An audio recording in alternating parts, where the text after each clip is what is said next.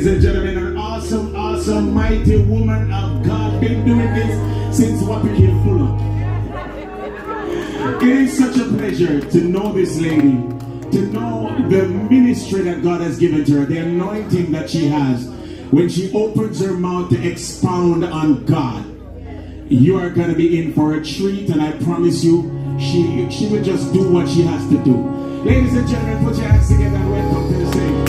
Evangelist Bridget.